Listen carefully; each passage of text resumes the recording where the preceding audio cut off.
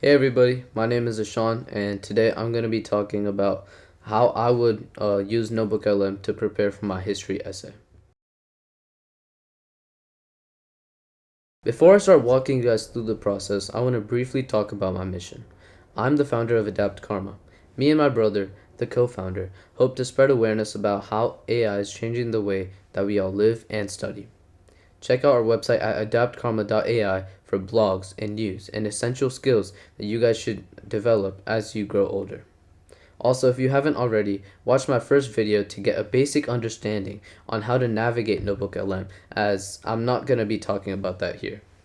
Here's what you'll see when you create a brand new notebook. You'll see three panels: the sources, Gemini, and the studio, which is basically just a bunch of helpful resources.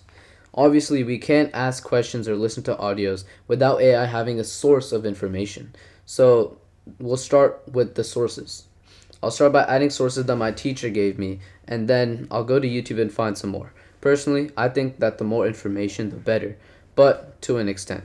I limit myself to 10 sources, but today I'm going to use 6. Here's a list of my sources that I've gathered.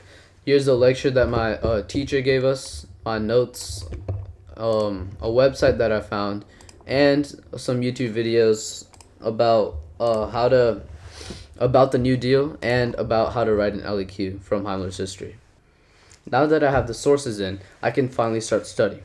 When I do have to study for a history test, the first thing I would do is open up the timeline and get a sense of the chronological order.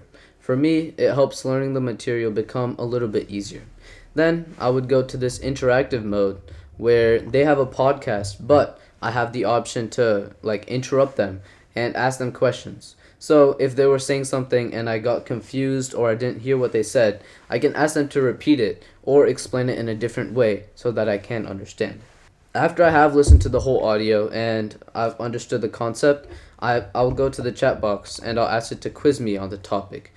The way that you do this is completely up to you, and it varies on your studying method. For me, I like to I like to get quizzed until I can get every single question correct. So I'll keep on generating questions until I'm confident in my abilities, and then I'll go on to the final step, which is to create a study guide, and this would be reviewed the night before or the day of the test. But yeah, it's honestly just up to you.